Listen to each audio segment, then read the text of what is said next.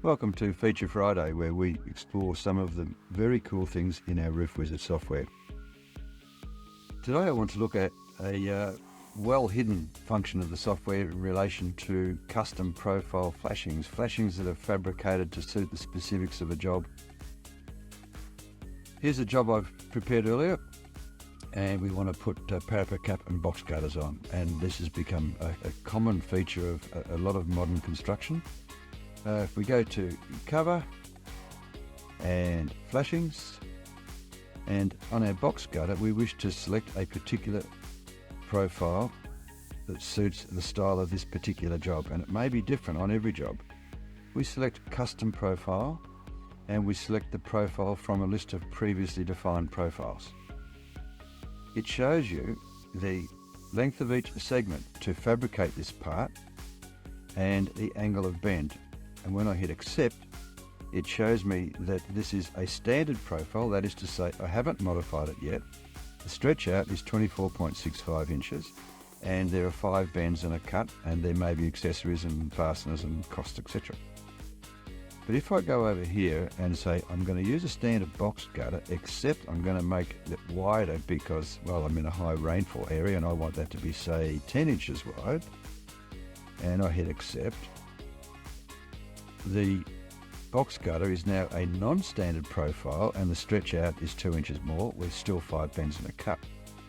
Or I might want to, just because of the nature of this job, I might want to bend that to 95 degrees. I don't know why, but let's say I did. Hit accept, and it's now going to produce a report that shows precisely how that piece is fabricated.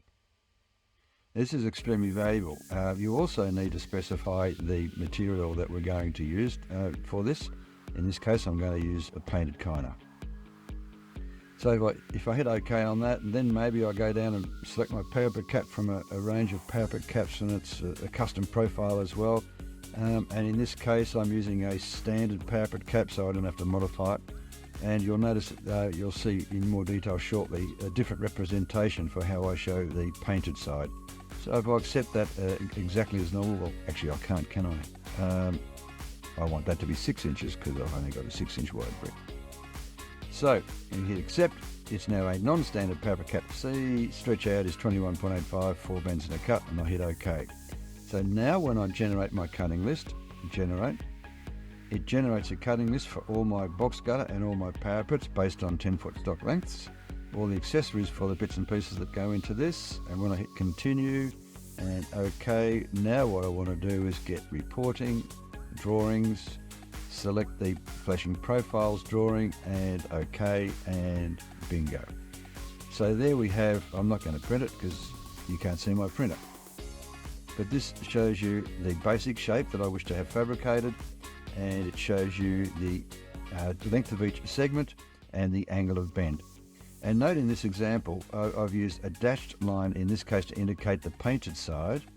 You may also use a little arrow or something. There's various ways of showing the painted side so that the fabricators know what to do. The critical bit though is it tells you what the material is going to be, what the stretch out is, how many bends and a cut, and the length of each segment, the angle of bend. So that's it. That's custom profile flashing. It's a very, very valuable report that's automatically produced by the software and incorporate it into the entire cutting list of your flashing and trim package. Hopefully that helps. See you next time when we look at Feature Friday. Bye for now.